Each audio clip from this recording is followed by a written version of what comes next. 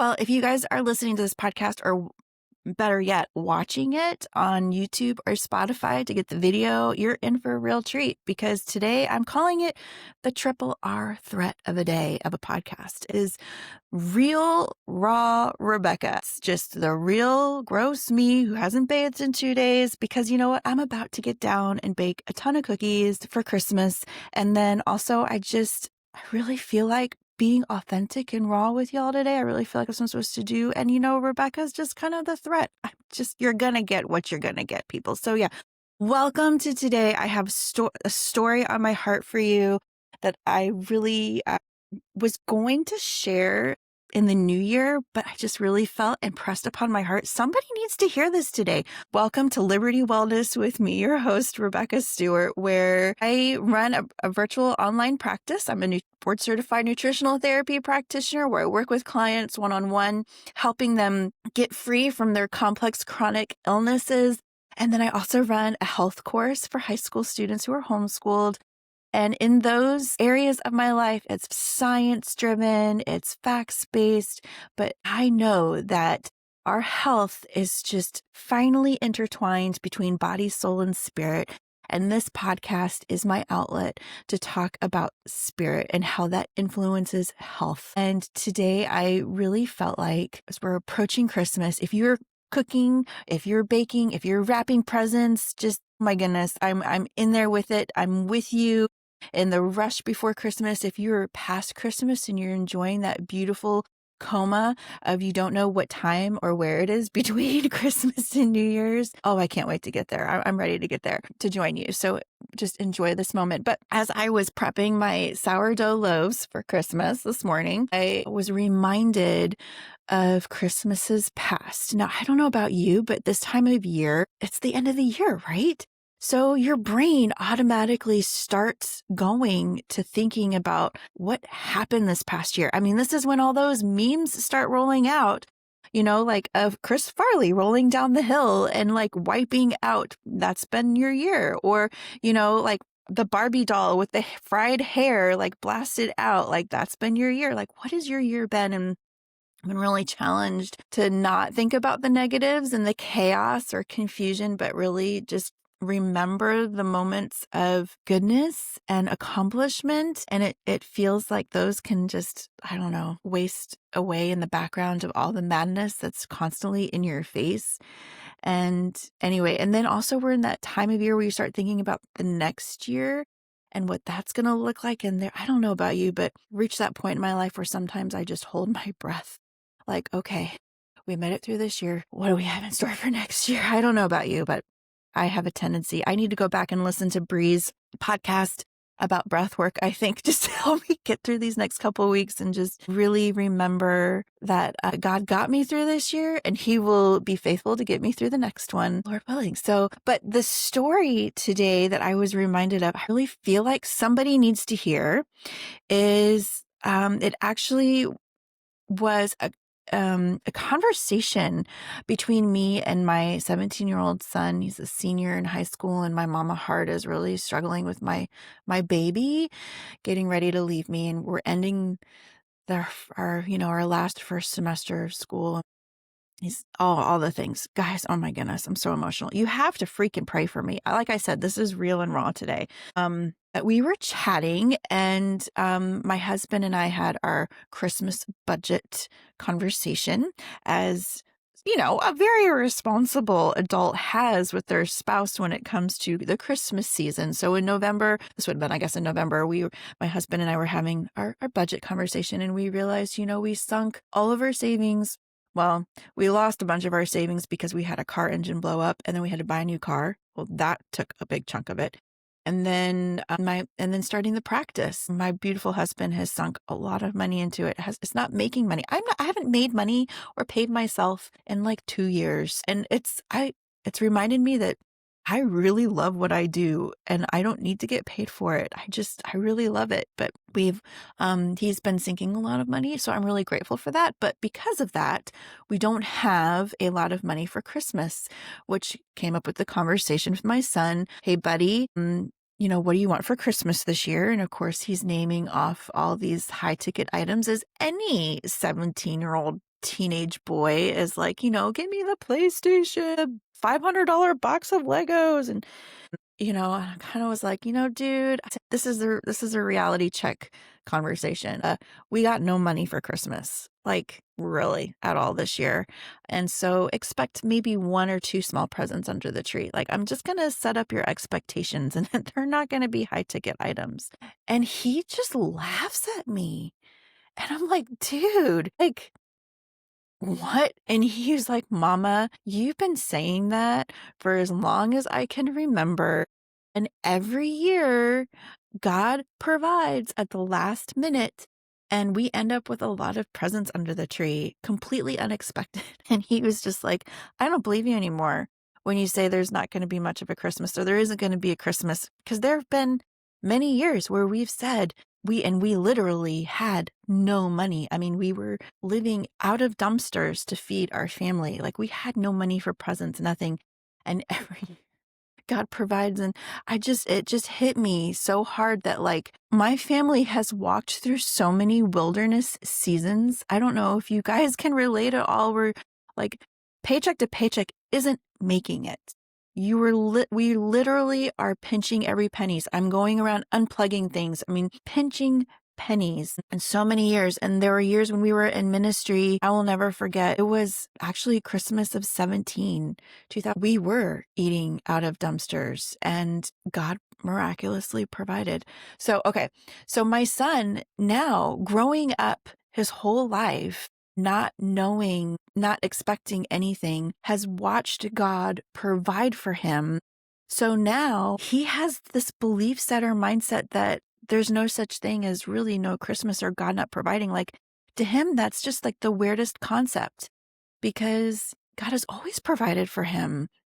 He's always gotten what he wants for the most part. I mean, he's always been happy and satisfied. And so whenever someone like me, his mom, is like, you're not getting what you want, he just kind of laughs. He's like, yeah, whatever. God will provide. And it's just like, oh my goodness, to grow up with that, with God showing you up as a parent, you as a parent telling your child this isn't going to happen. And God's like, yeah, watch me, challenge accepted. I'm going to bless your kids anyway.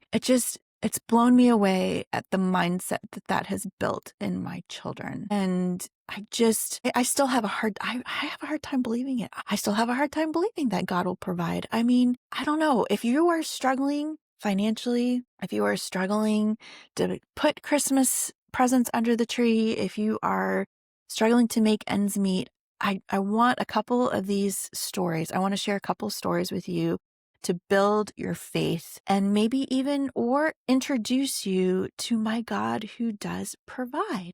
So I think the first one that comes to my mind that I feel like someone's supposed to hear is that I did have a childcare business and I had a thriving business for a while and made a lot of money. And so when my babies were babies, oh my gosh, it was super easy to get them presents because they were satisfied. Like, I went to the consignment store or Goodwill or garage sales and, easy toys. It was really easy to put a lot of presents under the tree. And we also had money so I could spend, and it wasn't that big of a deal. And what I really enjoyed was going to the church Christmas tree and picking off names of kids. We called it the angel tree, where you could pick off names of kids. They didn't give a name. They would just say like boy 11 years old or girl 5 years old. And then you'd go Christmas shopping. And then you take those tags and put it on the boxes. And I had a lot of pride and joy and excitement. Gift giving is one of my, I think, love languages, maybe. I don't know. I freaking loved buying presents for people I didn't know. And I did it every year for quite a while. It was just so much fun. We had a bad year. Had a really bad year. We lost our home. We lost my business. We lost a car. We lost a lot. And that was the first year. It was 2013 where we became dependent on eating out of food pantries. Had been able to suss out all the food pantries in the county, and I had them timed because, some you can only get once a month, some you can go once a week, and that's what we lived out of. Thankfully, we lived in a county at the time that had lots of food pantries with different churches in the area. And that Christmas could not buy presents for my kids, and it was killing me. I mean, it was wrecking me because I had pride I love giving. Like, that was just so joyful for me. So to not be able to give was like a death in my heart. It just ripped me apart. And I remember one evening I went, well, that year literally went around the house and I went into my scrap boxes, my crafting boxes. I took old t-shirts the kids couldn't wear anymore and I got out my sewing machine and I made pillows for them. I found scraps of wood and I would paint things for them. Like everything was repurposed and remade. And my kids still have those things today and they're really special to them. So that's really kind of cool. And it warms my heart that those few things that I was able to kind of take apart and re-put together again, that they still actually treasure and have. But it was about 3 or 4 days before Christmas when things were looking kind of bare under the tree for the first time for my kids. And someone knocks on our door and unloads bags. I mean, think of like in the movies, like the giant Santa bag, like a couple of those on my kids. At one of the food pantries at one of the churches, they had put my family's name down and we became a part of the angel tree. And they unloaded not just on my kids, but also on me and my husband. And I had to learn to receive. That was very humbling to be on the receiving end of that after years of having pride and joy to be the giver, but to be the receiver. It sucked. I'm not going to lie. It was hard. My kids didn't care. They were so young. They didn't get it. But for me and this mama heart, learning how to receive has been probably one of the hardest things I've ever had to do. And to be on that end of Christmas, but God showed up for my family. And I cried. I've cried a lot that season because he showed up. And then that same sweet couple who delivered the gifts kind of, I think, saw what shape we were in, which isn't very good shape. I mean, we were clean, we were safe, we had a nice apartment. It was decent and everything, but they came back the next day with a whole Christmas meal. So they like totally poured out on us. It was amazing. That next year, we were also in a similar boat, not as destitute, but we were still food pantries. I had just started working again. I just started working as a school bus driver, but pay was really little. My husband's pay was really little.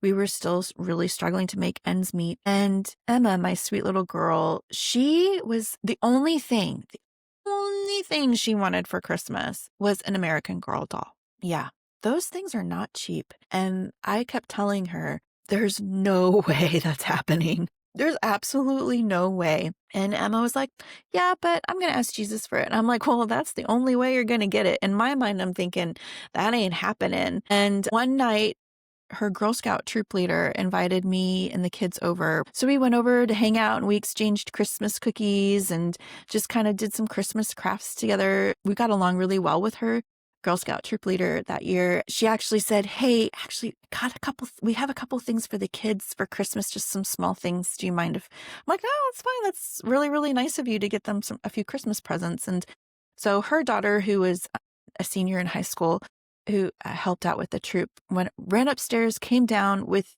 these giant boxes. And I'm like, oh my goodness, what in the world did you just do? And my son opens his present. And to be honest, I don't remember what he got. It was something really sweet. It was probably like a robot or Legos or something he was just totally over the moon about. And probably why I don't remember what he got is because of what Emma got. And she opened up the box and it was the exact American Girl doll that Emma had her eyes on. The exact, with the same accessories, with everything that Emma wanted to the detail was in this box. And I said, I can't take this. This is too expensive. And she said, well, actually, her daughter, she actually earned it by selling cookies. So they didn't buy it. She earned it through her cookie sales, and they were wondering who to give it to. They were just going to donate it to somebody, and they just couldn't stop thinking about Emma. And I was just like, I just started to cry. And Emma was like, Jesus loves me. Yeah, he gave me my present. I'm like, wow, God, you love my kids more than me. Yep, you make a way when I don't see a way. I mean, I think God was loving on me as a mama more than he was loving on my kids. And it's not about wanting something and God giving it to you. It's him just showing off and knowing that this sweet senior girl in high school had been working all year selling cookies. She'd had this doll for months, and it was the exact one that Emma wanted and put Emma's face on her mind to give it to. Just blows me away. It was like there's just so many details, and just God sees the details, and he saw my daughter's heart, and that was just the one little thing that she wanted. And my kids just don't ask for things because we don't have a lot. So when we go to the store, we don't get candy. We don't get toys. They don't ask for a lot. And so it's like when they do ask for that one thing, it kills me when I can't get it for them. But oh my goodness, I cannot believe God did that for my daughter. And it's like he'd been setting that up for months beforehand. It's like, wow, he loves my kids more than me. Yeah. And then there was that one when we came back from Greece. So we were in Greece for a while serving, came home, and that Christmas we had $200 in our pocket, and we had all of our bills due because, the first of the month comes right after Christmas when all the bills are due. I mean, the timing of the holidays is just beautiful when it comes to finances. I mean, really, really beautiful. And we had, rent and electric and water and like all the bills due on the first right after Christmas. And we had $200 to our name. And was like, Lord, I don't have anything for my kids, and we've already prepared them. We've said there's no Christmas this year. We're just going to spend the day as a family having fun. And it was, I think we had an ice storm. So that Christmas, we couldn't even go to church for a candlelight service. Basically, we set up the kids with the expectation, no presents this year at all. And that was the year we were eating out of dumpsters. We had just come back from Greece and we lost a lot of our financial partnerships, dropped us because we transitioned into working with a ministry, working with girls rescued out of sex trafficking. And that didn't line up with, I guess, a lot of people who preferred us working overseas, working with refugees. So it just so happened to all collide at the same time of the holidays. And I was driving home from a meeting, kind of mama heart, Lord Jesus, help us. I wasn't even thinking about Christmas presents. I was just thinking, how in the world are we going to get all of our bills paid? We had about $2,000 in bills due within that next week, and I had $200. I'm like, Lord, I need you to multiply. Like, should I take the money out of my bank account so you can multiply the cash? Like, I'm thinking, like, what can we do to make this multiply? And I heard the Lord say, give it away. Give your $200 away. And I was like, no, are you kidding me? You want me to give the little bit that I have away so that we have $0? And I'm like, at that point, it basically is like having $0. We technically at that moment had a full tank of gas and we had a little bit of food in the house and we didn't have enough money to pay the bills anyways. I was just like, well, I guess it is kind of the same. So I took the money out of the bank account and I gave $100 to one person and $100 to another person. And I was like, well, there you go, Lord. You we're giving away the little bit that we have. And the very next day, that was on a Saturday, I gave it away. And that Sunday morning, somebody walked by whom we hadn't talked to in quite a while at church and just walked by and handed me a check and said, I felt like I was supposed to give this to you. Here you go. And it was a check that covered all of our bills, all of it, and a little bit more. And it was just, I think I collapsed on the floor at church. We were serving in the 4th, 5th, and 6th grade classroom. And so we were kind of hidden. It was in between services. And I remember just collapsing and just being like, oh my goodness, you did it. I didn't know how you were going to do it, but you provide. And I don't know why I doubt him and why he waits till the 11th hour, but he always provides. He always has provided for us. And I have to keep reminding myself of that going into this next year where I'm seeing our bills bigger than ever with 2 kids in college and learning to trust him and depend on him to make ends meet. And I look back over the years and I'm like, he always provides. That was the year also where it was the week before then, or maybe it was that same Sunday. I don't remember. It was in that same period of time. We were in the back of church in worship or something, just at the beginning of service, and somebody came in to ask my husband for keys to our car.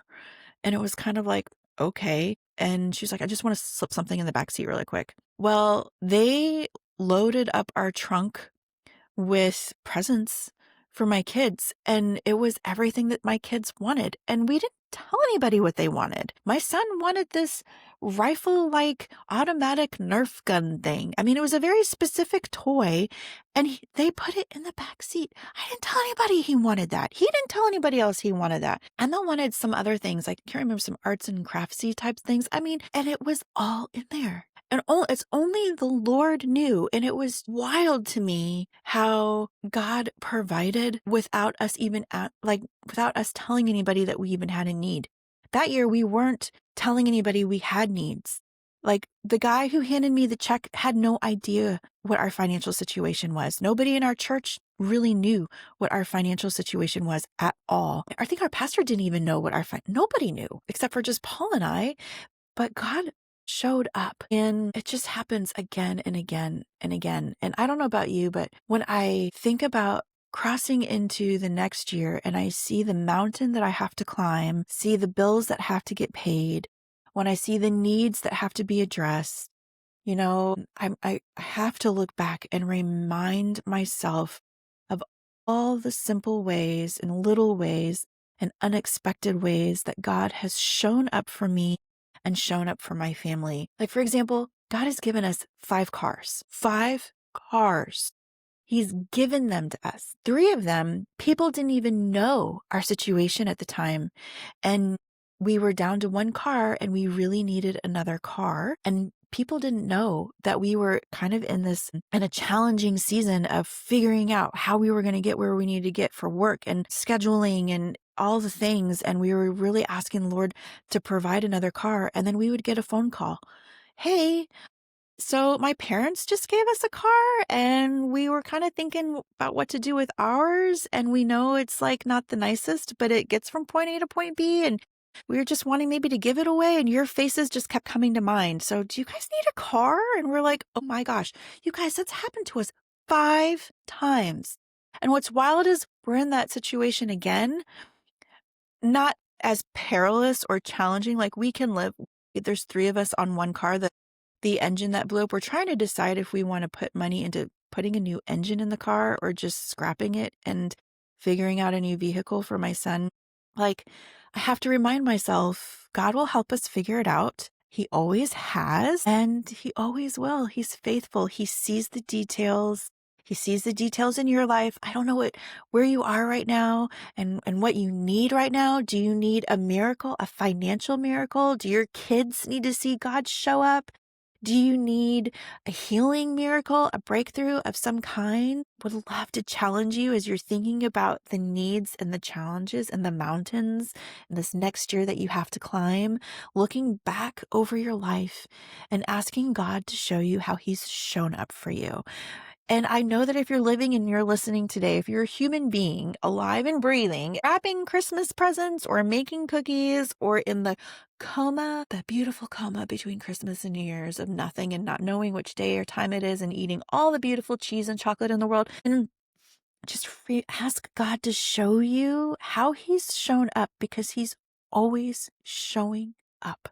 Never fails. Never, ever fails. I don't care who you are, where you live, what your situation is. God is faithful. I mean, I'll give you one little quick story. Okay. So we were living in Greece and we were working with the Romani gypsies. And if you guys don't know, the Romani gypsies are the poorest of the poor. I mean, their community runs extension cords and they steal their electricity from neighbors. They literally live off dumpsters.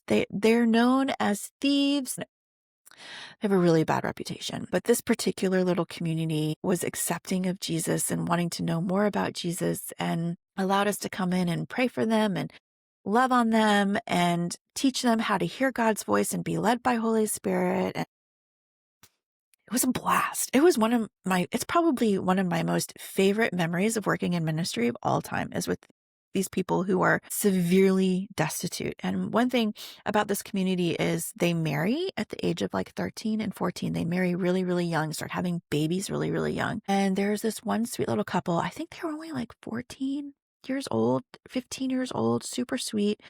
We were sharing some stories with them about God providing and God showing up and his faithfulness and how to lean in and listen to Holy Spirit and see if he directs you in a way to kind of partner with him in his provision for your life. And the next week we came and they were like, oh my goodness, we did it. God showed up. And we're like, okay, tell us what happened.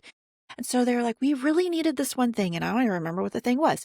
We really needed this one thing and we weren't sure how we were going to get it. And we just thought we can't steal it because that would make God sad. And we want to honor God and live right. So we stopped and we prayed and we asked God to help us get it. And then he gave us a picture of a dumpster around the corner and this item in this dumpster. And so they went and found this dumpster and the item that they needed brand new was in the dumpster. God provided for them in a way, guys, if you just take a moment sometimes and just be like, God, what do you want me to do?